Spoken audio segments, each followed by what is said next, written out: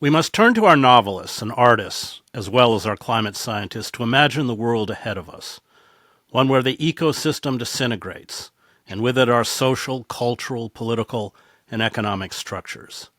The writer Eiren Caffall, in her novel All the Water in the World, as well as her memoir, The Mourner's Bestiary, grapples with this looming catastrophe, one the global ruling elites hostage to the fossil fuel industry and ceaseless capitalist expansion have refused to confront.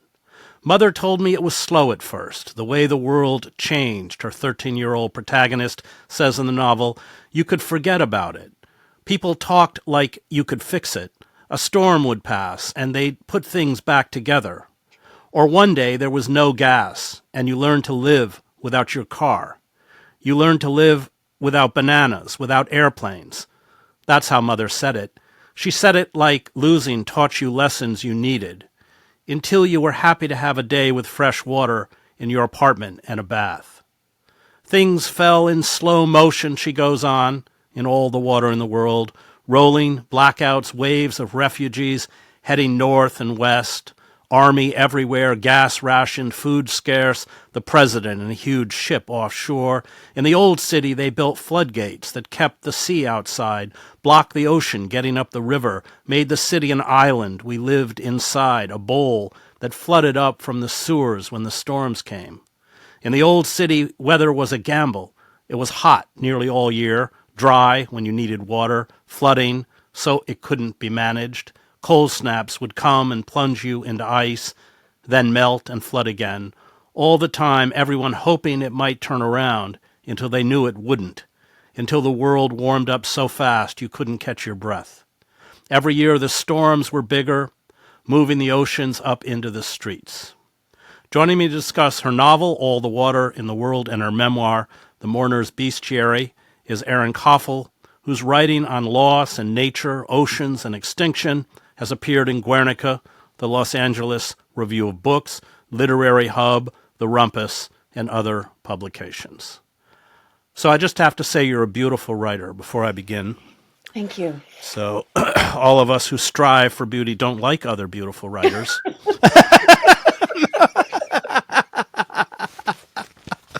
Damn. I'm sorry.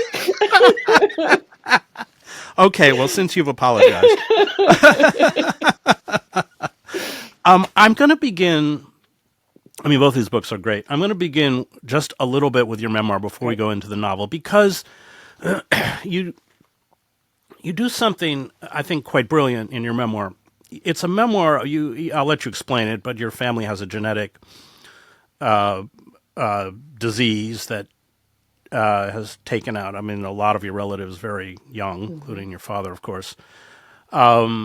And the two things that I thought were brilliant is you tie that fragility and that looming sense of mortality to how we cope with a climate crisis. Mm-hmm. And you quote from this study, and I should have written it down, where people who have your condition are asked about how they cope, and again, that reminded me so much of our, let's call it our inability to deal with what is now right in front of us. So I'll let you go from there.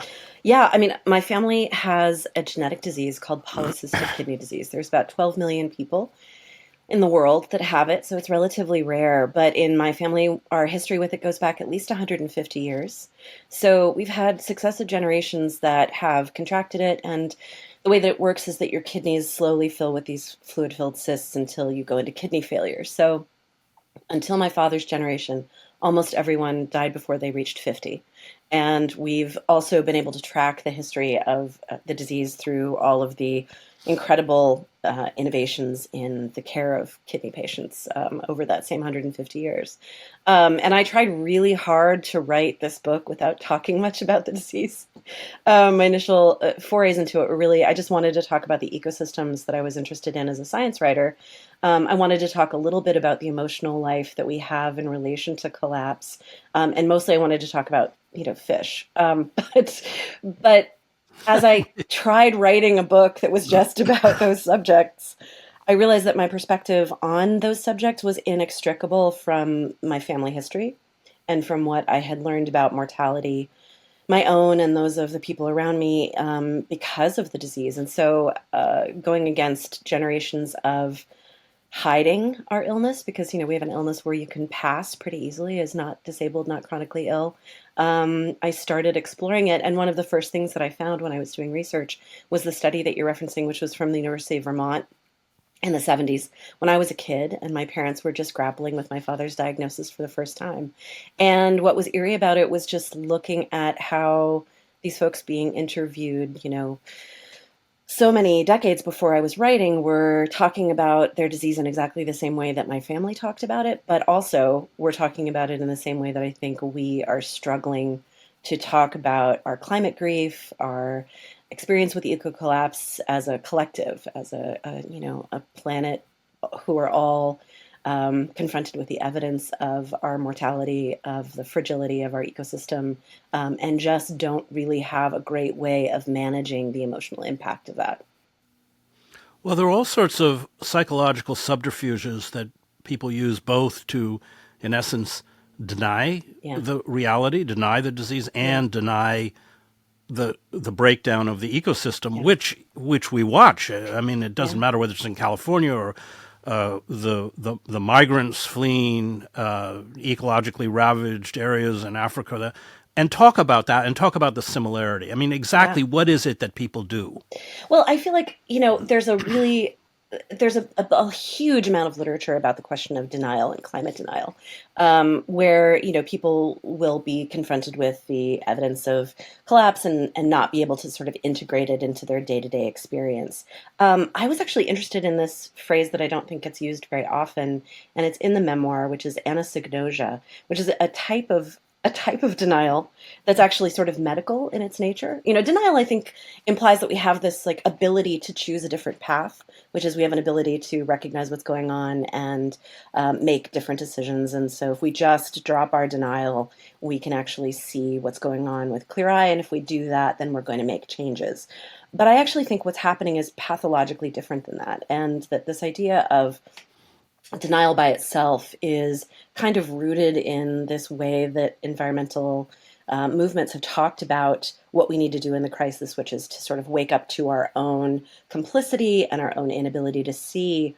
And I actually think anosognosia became really interesting to me because what that is a diagnosable condition where the patient actually cannot recognize that they are ill at all and in any way. It happens often with stroke patients, people who are going through memory issues where diagnostically they are definitely ill, but they will not actually take their medicine. They won't respond to care, and I think that that's actually a lot more like what we're dealing with right now, which is turning being so impacted, so emotionally crippled by the enormity of what's happening, by just the sheer scale of it, that what we do is fall even farther away from reality, the denial, into this place where we won't take the medicine, not because we choose not to take the medicine, but because we actually just don't think it's necessary. Because we've been pushed so far into separation from reality, that we can't actually act. And yet, your father, your aunt, who lives much of her life on dialysis, Hmm. they do act. Hmm. I mean, your father has three kidneys at one point. Is Yeah, that right? yeah. That's kind of, And I think, I mean, because of transplants. I found a lot of hope in the way in which my family really did, in the end, try to confront what was happening to them and face it, and to greater or lesser degrees of success. There were four siblings in my father's generation. Three of them had the disease. One of them contracted HIV. All of them were dealing with these incredibly long-term health crises, and depending on what their sort of emotional relationship to the story of their illness was, you saw these wildly different outcomes of my father having two kidney transplants. He did have three kidneys all the way until the end of his life. He was on dialysis for a time. He lived longer than anyone else, and I think a lot of that was, he did have moments of denial or even sort of like more anosognosia-ish responses, but he also was pragmatic about confronting the fact that he was ill and then turning towards the other things that brought him a lot of joy. He was a real risk taker, and he kind of had this ability to flip back and forth between I have to go to dialysis now and also this is this new thing that I'm going to pursue, or this book that I'm going to read, or this way of being in the world, or I'm going to go out and go hunting or fishing, that he managed to do. And I think that was one of the tricks that I've really tried to use in my own life, which is being able to recognize the moment of overwhelm when you decide some part of you is disconnected from reality, and you find a way back to kind of a smaller pleasure or a smaller joy that reconnects you with why it's important to stay alive, to processing the emotions of your own mortality or of eco collapse. Just before we go into I want to ask one more question about the memoir. Yeah. You before you are diagnosed, Yeah. if I remember, as a young woman, you lead a kind of frenetic existence. Is that the best way to put it? I think that's accurate. And kind. Kind, okay. Frenetic, but I got a sense that it was in a way it was kind of seizing the moment in anticipation Yeah. of what you suspected was coming. Yeah. Yeah. And I think that was absolutely true, that there was but right before diagnosis, I think I would have said that I was frenetic because I was told as a potential inheritor of the disease by my family a lot that it couldn't possibly happen to me. There was a lot of magical thinking around. You won't have it.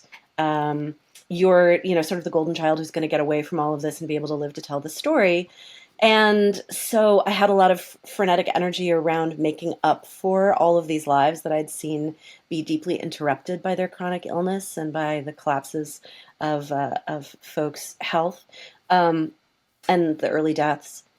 And then right after diagnosis, I think that the frenetic and maybe chaotic existence that I lived really got ramped up because I really wanted to hold on to everything that I could achieve during the period of time where I was well and healthy. When I was diagnosed, I was told by my nephrologist that I had 5 years before my kidneys began to collapse, and that I would never have children, and that I would go through early menopause and all of these sort of catastrophic health effects. And my response was not, oh, good, I need to get health insurance. My response was, maybe I should try doing music and moving to a city I've never lived in before and pursuing the things that I think are the ultimate goal of what I want to do while I'm alive.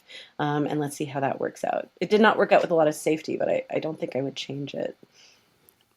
You have a child. I do. And you have I read that passage where the doctor said that he could end this disease. And I looked up at Eunice and said, well, this guy, what is he, a Nazi? Yeah.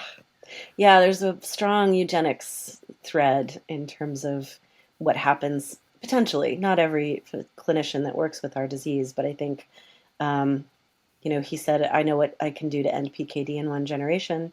People like you should never have children. And, we have a robust history of eugenics in this country. And it's one of the reasons that I think my family was so secretive about our illness, was that the impacts of coming out as someone who carried this potential to, work, life, economics, potential partnerships, families, were so dire, because that's an inborn attitude, I think, in American culture of like, well, that's a weakness and we need to root it out. Well, as if the longevity of a life determines its worth. Yeah, absolutely. And as if, I went to seminary. Jesus was 33. Let's not yeah, forget. exactly.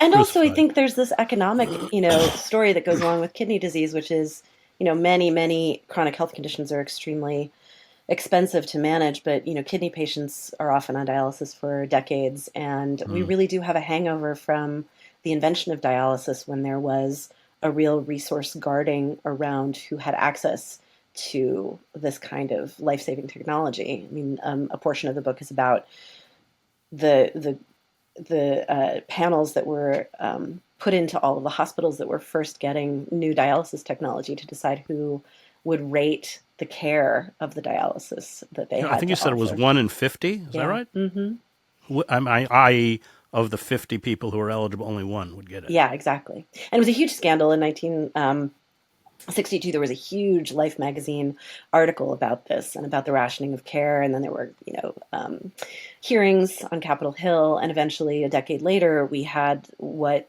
is often called socialized medicine for a single organ, which is the laws that we may be losing that protect dialysis patients from the incredible expense of that care, and kidney transplant patients from the incredible expense of that care. That's a section of the Social Security Act.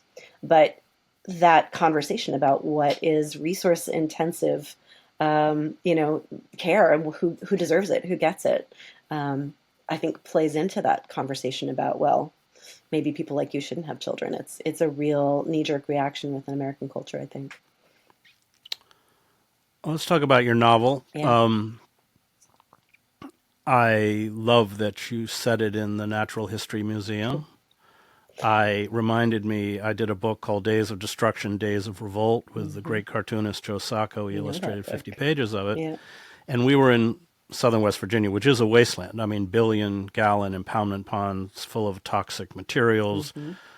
Cancer is an epidemic. For some reason, gallbladder disease is an epidemic. And at one point, it's what the rest of the world is going to look like. Yeah. It's coming. It's just, one of the first sacrifice zones. We're all a sacrifice zone now. Yeah. And I remember Joe turning to me and said, "Okay, we're finished. But what about Shakespeare?" and and that your book reminded me of that Yeah. moment Yeah. because, and that's why I found it so poignant. I mean, it's not just the story of coping in this, apocalyptic world that we're all about to enter, but it's about the importance of culture and memory. Yeah, and I mean, I think you can probably pick up from the nature of the memoir work that I do, that, as a person who inherits a family story, family lore, family objects from the previous generation, very young. Um, we're often handing the baton off to each other before we really have a chance to kind of develop into our adult lives. And I think that sense of it is vital to protect whatever stories we can in the face of great loss is kind of baked into my background, my childhood, my understanding of my role as an adult to tell the stories of the dead, to hold on to the culture of those folks, to make sure that there's a continuance. And because of that, probably, and also because my great aunt was a medievalist and gave me all sorts of books and lectures about the way that medieval monastic life protected the glories of human understanding from the ancient world and from the Islamic world.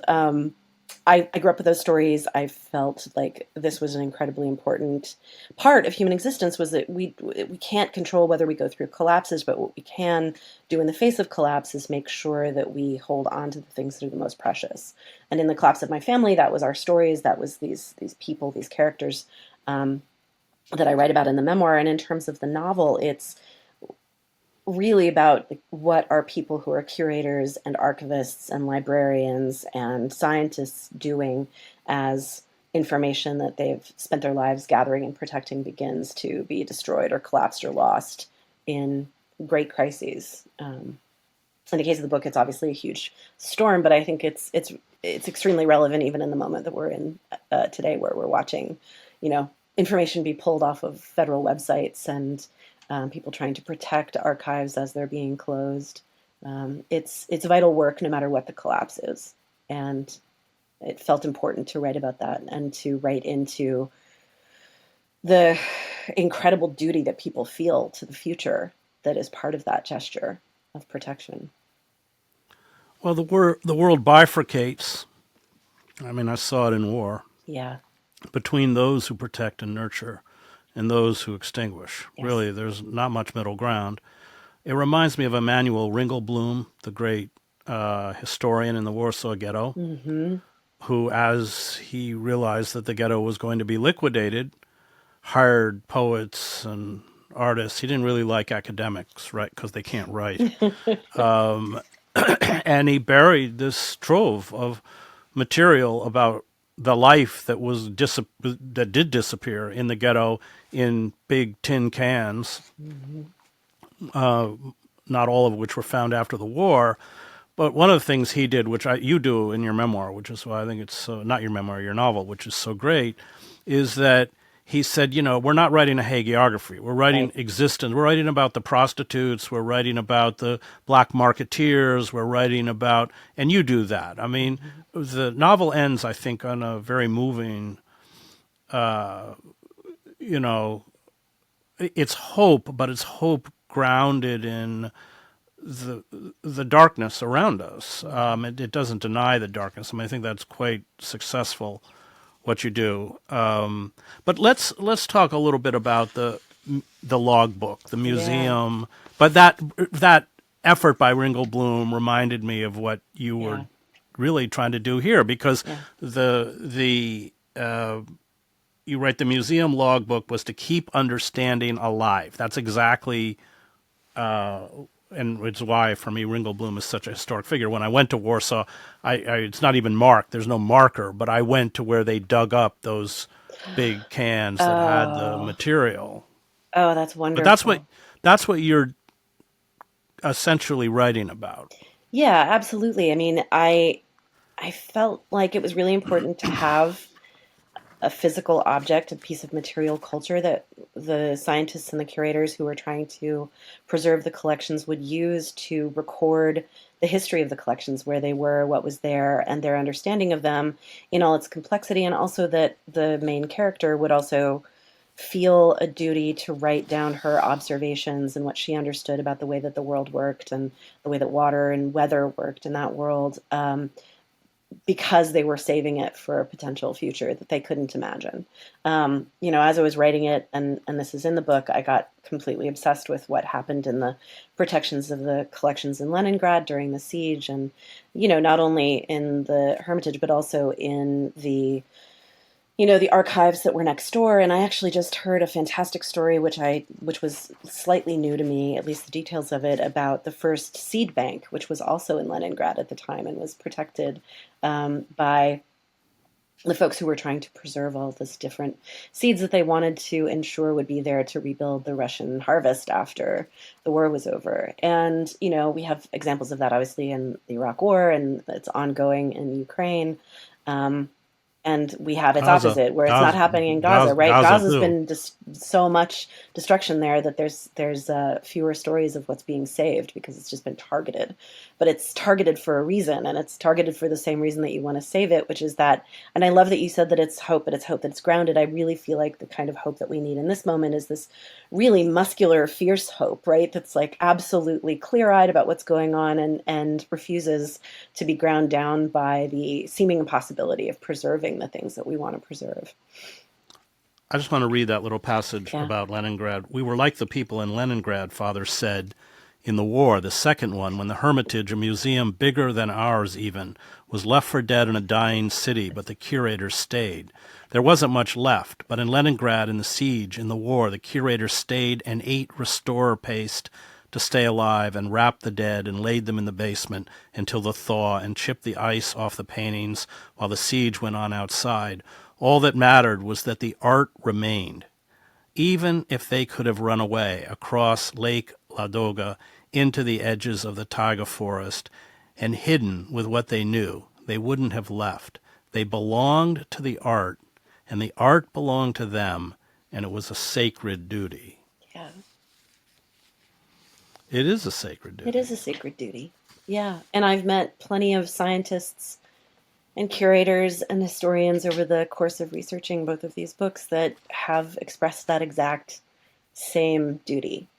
I've interviewed a really brilliant right whale researcher who has been watching the cratering of the population of right whales in the North Atlantic, around Maine and Canada. And it's the bearing witness, it's the holding on to information. It's he can identify each of the individual whales in the pod that he studies by the kerasites on their bodies, just by sight. And his information, his connection, is a sacred duty to him, and he describes it that way. And I think that people who feel called to that work of preservation and unity and community protection in the face of what's going on would describe it that way, would talk about it like that.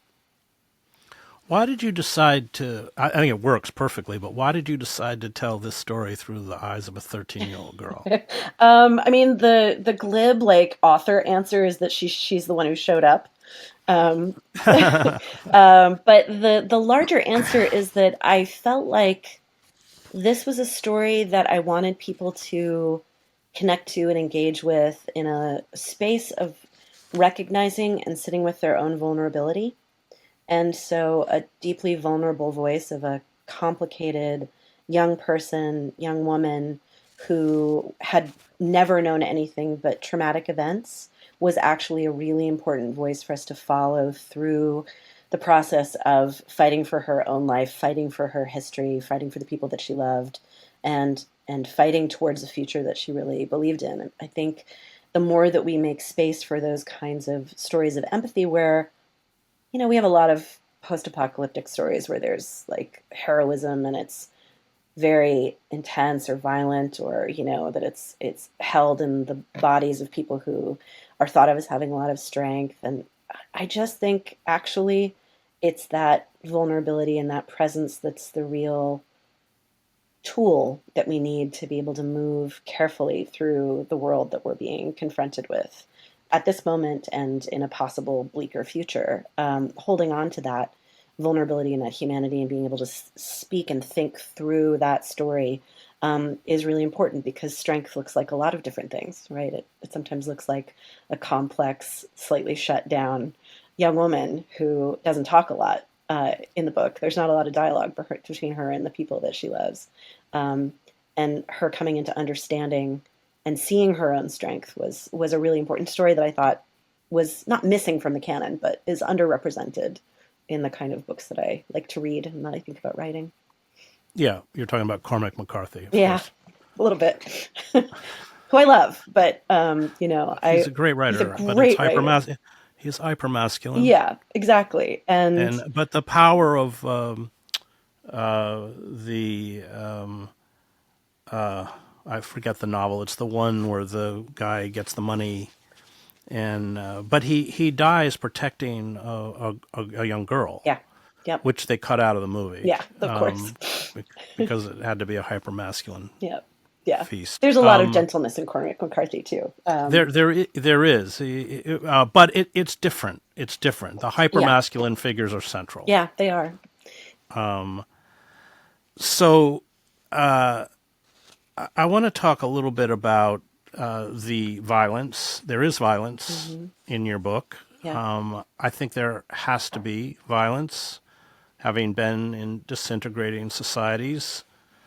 The world gets divided between the all-powerful, those who have the weapons. You have this very chilling figure, Childs, in your book, yeah, who is tyrannical. But there is violence, and there is not just violence perpetrated.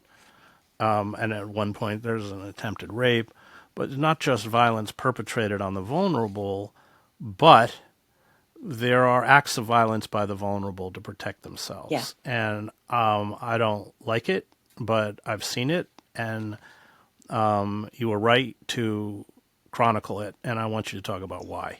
Well, I tried really hard to write this book without any of that, because again, in terms of trying to form other types of narratives within this genre, where vulnerability gets to lead, I did a whole draft where there were no guns at all, and I did a whole draft where the violence was softer and not enacted by the vulnerable at all, and there wasn't a lot of agency. And I really tried writing into that narrative as a way to say that we could even further step back from this sort of hypermasculine storyline that we're all used to, but it didn't in the end feel like it was accurate to any piece of history I've ever read about collapsing societies and wars, and also the way that people create and disintegrate utopias, right? This sort of like, my father was a really beautiful craftsman, and he made shaker furniture for 30 years, and he had a huge wall of books on various utopian communities. And the complexities of trying to organize people were fully realized in those pages. Um, so I had a great friend read the book at some juncture, and she said, "You're such a good mother, and you're such a kind one, but you can't be that way with your characters." And I think she was picking up on Hmm. what you're picking up on, which is that it needs to be represented that there is a lot of risk and um, there is a lot of violence inherent in this kind of decentralized, um, deformed, reforming society that happens after a series of disasters when there's no centralized government. And it would have been inaccurate, and ultimately, I think it would have taken the reader out of the rhythm of the story if those things weren't there. But I worked really hard to make sure that when it was in the book, that it wasn't gratuitous, that it was readable even for people who'd been exposed to trauma, that it could be something that you could share with a teenager if you wanted to, or teach in a early college course, and it wouldn't be this sort of sensationalizing, romanticizing the violence, but rather treating it with the gravity that it has and the specificity that it has, and also um, with what it looks like when people are trying to avoid that at all costs. That Cormac McCarthy novel was No Country for Old Oh Men, yeah, the one I was yeah, trying to think about. yeah, No, I think you did that. I mean, having been around violence and at times even having had bodyguards, it's it's the environment or the disintegration of the environment around you that forces you to essentially have to employ mechanisms by which you protect yourself from violence and from those who would carry out violent acts hmm against you. But I think you do a good job of not romanticizing it, because it's not romantic, it's awful. right, And I want to talk about the utopian community in your yeah. book, because isn't that how most utopian communities end up? Yeah, I mean, I think, again, being raised by who I was raised by, one of my father's favorite phrases, and it made its way into the novel, is utopias fail. I'm not Well, they don't just fail; they become demonic. demonic and completely Which that destructive one of. in your book it does. It's Yep, demonic. completely destructive. And I think there's a way in which part of the coming of age story that's happening to Noni throughout the book is recognizing that she has thought of the home that she and her family made on the roof as a utopia, and begins to recognize the ways in which they were not practicing some of the values that they said they were practicing, in terms of like keeping out other refugees and keeping locked doors. The moral complexity of trying to make these beloved communities, and then recognizing that they ultimately will will fall towards worst impulses or control tactics, was really important to me to have that be there, and to make sure that it wasn't just like a blanket story about a dystopic reformation post collapse, but it was a complex and specific. No, this is how people make the decisions internally, that they're just following a set of ethics that they believe are going to protect them, and then it's the runaway conclusions to those really specific ethics that can get people into trouble and can create these nightmarish circumstances. No, we're just making sure that people pay off their debts. It's fine, as in the last community. But no, that's actually becomes this structure of control and coercion and state-sponsored violence, even though the state is very small. It's just a little community. Let's talk about race, because Yeah, that's also part of your book. yeah. So this disintegration comes, Mm. and there's a breakdown on racial lines. In fact, the characters are only allowed into the community because they're white. Yeah, yeah. Yeah, I wanted that to be something that was really part of, again, reflecting what the refugee experience is across the world, right? We see waves of climate refugees all the time. They're happening even now, and we see that in those moments, they fracture along religious lines, along ethnic lines, along racial lines, and in America, which is a country that is so divided racially and so complex racially, of course, that would be the way that we would break. It felt lovely to have, the representation of this community of people who are all doing science together and doing history together, reflects what I think those communities look like now, which is very diverse and people from all over the world. But like, what happens to those people when they're set into a, a country that has decided that it's easier to categorize by racial lines? Well, what's the term? I'm just trying to find it. What do you call them? The lost Yeah, or the the lost. yeah, the lost. Are you part of the lost? Okay, we have to bring up Moby Dick, Okay, the greatest American novel ever greatest written. American novel. My favorite And book. I could tell that because Moby Dick comes up more I than once. know. Self-indulgent, but I couldn't help it. But it's, as CLR James says, Moby Dick is about the collapse of a civilization. Yeah, absolutely. And I think, I mean, I'm obsessed with Nathaniel Philbrick's terrific book, Why Read Moby Dick? I recommend Moby Dick to everybody I ever talk to and all my Okay, students. I interviewed him about that Ah, book. I interviewed Philbrick about Moby Dick. I also did a show on the 100th anniversary of the publication of Ulysses with the Joyce Scholar at Trinity College Dublin. I'm sure both of those shows got about 5 views, but I well, now I'm loved going to go them. back and find them because I didn't find them when I was looking at your old shows. So now I'm going to go searching. Like, Nathaniel Philbrick is Uh, such a hero of mine. Yeah, yeah. I think it's a quintessential. I mean, it's funny because the next novel that I'm writing has got a lot of themes around labor in it, and I just keep thinking. I'm still thinking about all of the lessons from that book in terms of the way that we talk about utopias, failed utopias, collapse, race, politics of work, the destruction of the natural environment, and it's a book that I was. It's so funny. I hadn't thought about this until I was doing the companion essays for these two books to come out, but I realized that one of the first things that happened to me after I was diagnosed with my kidney disease was that my friend, who's a brilliant scholar of Indigenous history, teaches at Bryn Mawr, but then we were just, college friends, high school friends. She handed me Moby Dick. I had never read it. And it was the first thing I read after this catastrophic experience in my own life. And probably is the reason I read nothing but disaster novels for fun, or disaster books, mostly nonfiction for fun. But that everything that I needed to understand in terms of the way that Americans respond to the collapse of a culture is baked into that book. And I'm just in love with it still. well, it's all there, including Ahab, Yeah, driving us towards extinction. yeah. And certainly Starbuck, there's a consciousness that he's driving them towards extinction, Hmm. and yet they can't extract No, themselves from it. no, no. And I think that that is so much more resonant every day that we are all in that same circumstance where there are people in power who are driving us towards things, and our agency feels very small, and we're all just sort of along for this white knuckle, Nantucket sleigh ride kind of experience of being driven towards a conclusion that isn't inevitable, but that we're all choosing because we're not pushing back against the maniacal power at the center of the story. Um, I think that's a fundamental issue in Moby Dick. yep, yep, And why don't we push back? yeah, yeah. Why? I mean, but I'm asking you why. Why you think? I mean, I think that it's.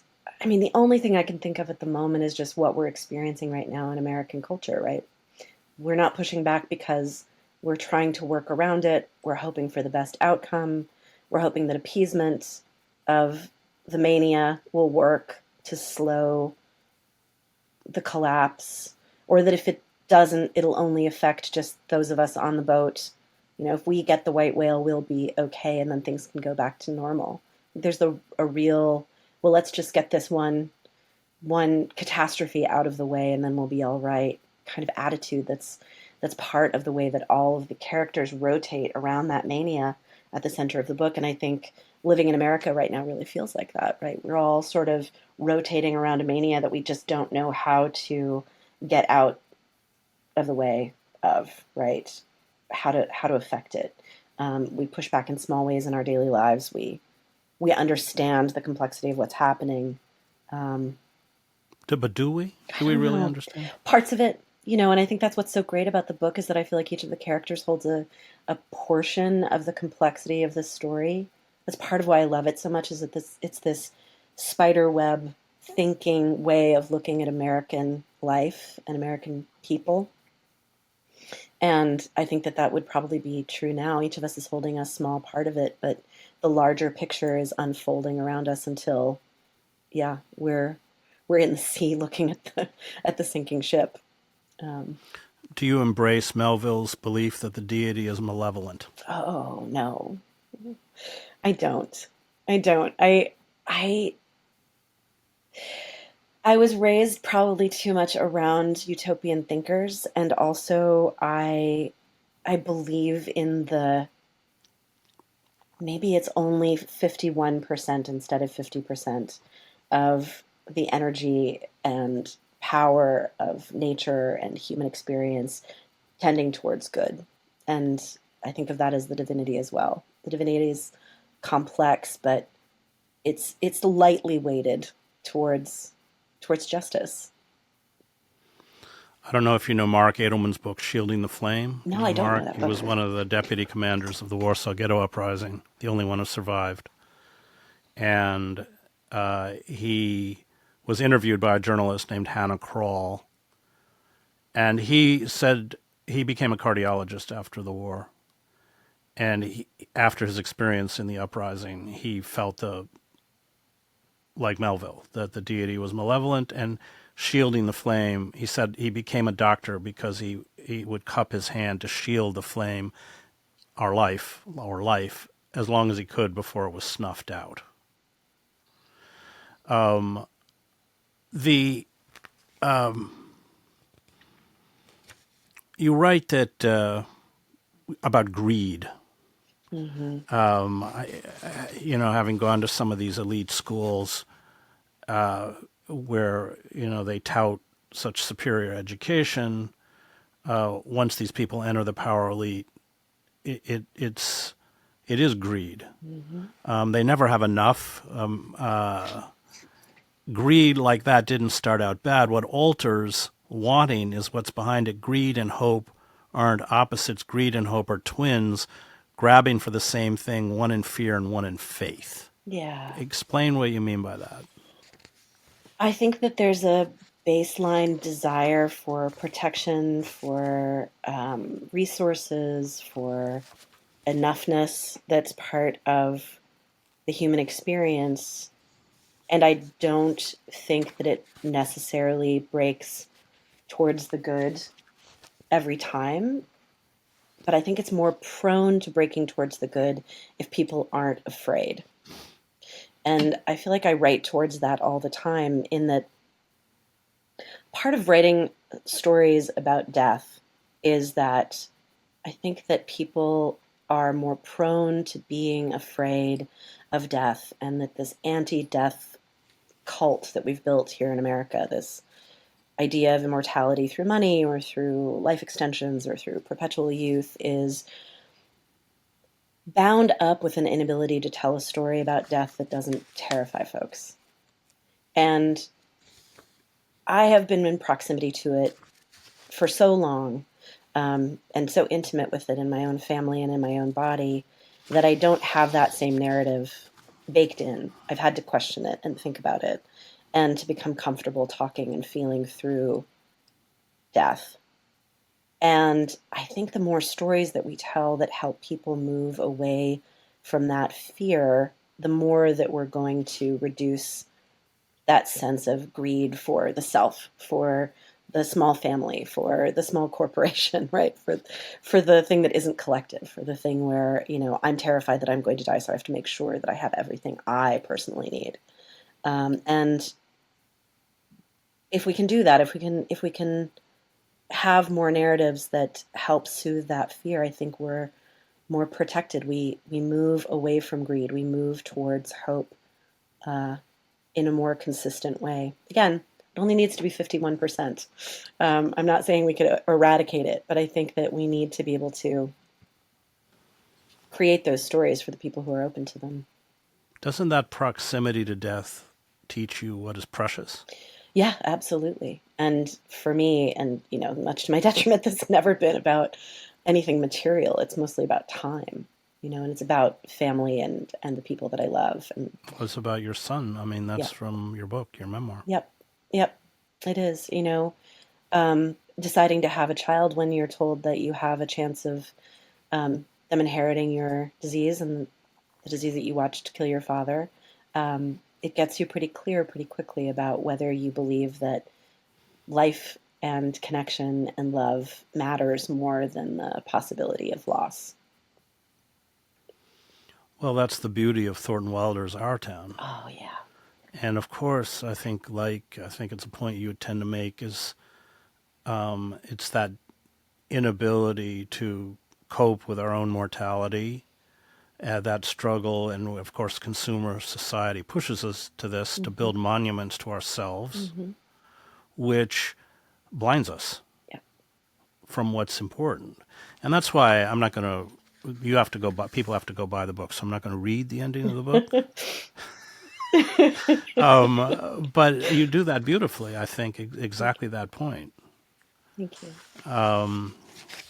So yeah, and you can hear my wife Eunice narrate all the water in the world, and you can hear Eiren and do a pretty good job, I have to Ah, say. thank His you. audiobook and The Mourner's Beast Cherry, they're both beautiful. Thank you. Thank you Thank you so very much. much. And I want to thank Max and Thomas and Sophia, Thank you, Max. who's studying climate science at Princeton, getting her Oh, doctorate. excellent. And Thomas, did I say? I forgot. Yeah. Diego, who produced the show. You can find me at chrishedges.substack.com.